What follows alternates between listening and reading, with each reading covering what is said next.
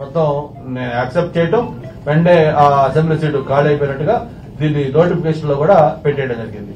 అంటే ఎంత కుట్ర కోణంతో ఈ ప్రభుత్వం పనిచేస్తుందో అందరూ కూడా అర్థం చేసుకోవాలని చెప్పి కూడా తెలియజేసుకుంటూ, నేను ఏదైతే ఆ రోజు రాజీనామా చేశానో దానికి ఇప్పటికి కూడా నేను కట్టుబడి ఉన్నాను. నాట్ ఓన్లీ రాజీనామా, ఆ భగవంతుడి దయ వల్ల విశాఖ ప్రజల ఆశీస్సులతోటి మా చంద్రబాబు నాయుడు గారి యొక్క దీంతో ఇప్పటిదాకా అన్ని పదవులు కూడా చేసే అదృష్టం అవకాశం కలిగింది. చిన్న వయసులోనే ఎంపీ అయ్యాను, కంబైన్డ్ స్టేట్ లో మంత్రి చేశాను, కొత్త స్టేట్ లో మంత్రి చేశాను, 4 సార్లు ఎమ్మెల్యేగా గెలిచాను. కంటిన్యూగా 99 నుంచి ఇప్పటిదాకా కూడా ఏదో ఒక పదవిలో ఉంటూ వచ్చాను. మరి ఇదే కాదు, భవిష్యత్తులో విశాఖ స్టీల్ ప్లాంట్ సంబంధించి దాన్ని కాపాడుకోవడం కోసం ఎలాంటి త్యాగానికైనా మేమందరం సిద్ధంగా ఉన్నాం. నాట్ ఓన్లీ ఎమ్మెల్యే పదవుల రాజీనామాలు, ఇంకా అవసరం అయితే అంతకు మించి త్యాగాలకు కూడా మేము సిద్ధంగా ఉన్నాం అని చెప్పి ఈ సందర్భంగా తెలియజేసుకుంటూ, ఏదైతే జగన్మోహన్ రెడ్డి గారు మాట తప్పను మడం తిప్పనున్నాడో, ఎలా రాజకీయం మడత పడుతున్నాడో మనం చూస్తా ఉన్నాం. ముఖ్యంగా విలువలకు సంబంధించి ఆయన మాట్లాడాయన ఆ విలువలకు ఎలా సిలువలు వేస్తా ఉన్నాడో మనం చూస్తా ఉన్నాం. నేను జగన్మోహన్ రెడ్డి గారిని ఒకటే ఛాలెంజ్ చేస్తా ఉన్నాం ఈ మీడియా ద్వారా. మేము స్టీల్ ప్లాంట్ ప్రైవేటైజేషన్ కాకుండా ఉండటం కోసం రాజీనామా చేసి ఎలా పోరాటానికి సిద్దమయ్యామో, మీకు దమ్ము ధైర్యం ఉంటే మీరు ఎప్పటికైనా సరే కేంద్రాన్ని నిలదీయగలరా? లేకపోతే పార్లమెంట్ లో రేపు సెషన్ జరుగుతా ఉన్నాయి, మీ పార్లమెంట్ సభ్యులు దాని మీద పోరాటం చేయగలరా? అవసరం వస్తే మొత్తం ప్లే కార్డులు పట్టుకుని మేము పార్లమెంట్ లో స్తంభింప చేయగలరా? లేదు మేము రాజీనామా చేస్తాం గంటా శ్రీనివాసరావు చేసినట్టుగా, లేదు పల్లా శ్రీనివాస్ చేసినట్టుగా మేము ఆమరణ దీక్ష చేస్తామని చెప్పని చెప్పే దమ్ము ధైర్యం మీ పార్టీలో నాయకులకు కానీ మీకు కానీ ఉందా అని చెప్పని ఈ సందర్భంగా ఒకటే అడుగుతా ఉన్నాం.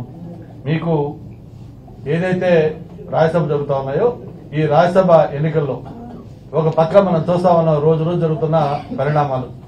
ఎందుకంటే ఇప్పటికే దాదాపు ఒక 50 మందికి పైగా వైఎస్ఆర్ పార్టీకి సంబంధించిన శాసనసభ్యులు రకరకాల కారణాలతోటి ఆ పార్టీ పట్ల అసంతృప్తిగా ఉన్నారు. అంటే మామూలుగా ప్రజలు ఎలాగూ అసంతృప్తిగా ఉన్నారు.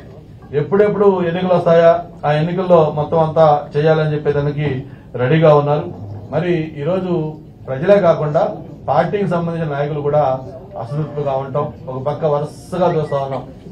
పేపరు పొద్దునే తెలిస్తే యాంగ్జైటీగా అందరూ చూస్తున్నారు. ఈ రోజు ఎన్ని వికెట్లు పడ్డాయి అంటే, వికెట్లు అంటే క్రికెట్ వికెట్లు కాదు, ఎంపీలా ఎమ్మెల్యేలా ఎంతమంది వైసీపీ పార్టీకి రాజీనామా చేస్తా ఉన్నారు, ఎంతమంది ఈ రోజు వైసీపీ మీద ధ్వజెత్తా ఉన్నారు. అలాగే టీవీ న్యూస్ చూస్తా ఉంటే షండగా అన్ని న్యూస్ ఉండగా షండగా మొత్తం స్క్రీన్ మొత్తం బ్రేకింగ్ పెట్టి తాజా వార్త అని చెప్పి ఇప్పుడే ఒక ఎంపీ రాజీనామా, లేకపోతే ఇప్పుడే ఒక ఎమ్మెల్యే రాజీనామా, ఇప్పుడే ఇంకొక ఈడు ధ్వజమెత్తారు.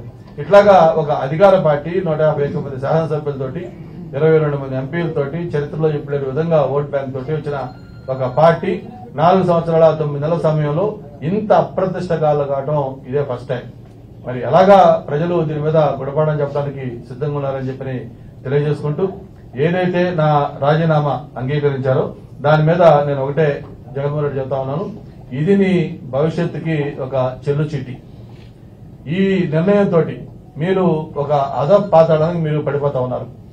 ఎలాగైతే విశాఖపట్నం బ్లాస్ట్ ఫర్నేస్ అక్కడ స్టీల్ ప్లాంట్ లో ఉందో, ఆ బ్లాస్ట్ ఫర్నేస్ లో మీ రాజకీయ పార్టీకి సంబంధించి మీరు తీసుకున్న నిర్ణయాల వల్ల మీ పార్టీలు దాంట్లో వేసేయడం ఖచ్చితంగా కరెక్ట్. రేపు త్వరలో జరుగుతున్న ఎన్నికల్లో మీకు గుణపాఠం చెప్పడానికి ప్రజలు సిద్ధంగా ఉన్నారని చెప్పిన కూడా ఈ సందర్భంగా తెలియజేసుకుంటూ, అయితే ఇక్కడ ఒకటే నేను తెలియజేస్తా ఉన్నాను, మీరు ఒక రాజకీయ కుట్రకోణంతో, ఒక రాజకీయ దురుద్దేశంతో విలువలు పక్కన పెట్టి సాంప్రదాయాలు పాటించకుండా ఈ రాజీనామాను ఇలా యాక్సెప్ట్ చేశారు. కాబట్టి మీరు ఏ లక్ష్యంతో అయితే చేశారో మీ లక్ష్యం ఒకటే. ఏదో 2 నెలలు 3 నెలల్లో ఎలక్షన్ జరిగిపోతా ఉండగా రాజీనామా ఆమోదించేస్తే నాకు జరిగే నష్టమే లేదు. ఎందుకంటే ఇక 2 నెలలు ఎలాగో ఎలక్షన్ వస్తా ఉన్నాయి, 1 మంత్ లో ఎలక్షన్ కోడ్ వస్తా ఉంది, ఎమ్మెల్యేలు అందరూ కూడా మామూలు అయిపోతారు. ఇటువంటి సమయంలో ఎమ్మెల్యే పదవి గురించి కంటే కూడా మీరు ఏదైతే ఆశించారో, మీరు ఏ లక్ష్యంతో అయితే ఈ రాజీనామా ఇంత హడావుడిగా దొంగచాటుగా దీన్ని ఆమోదింపజేశారో ఆ లక్ష్యం నెరవేరు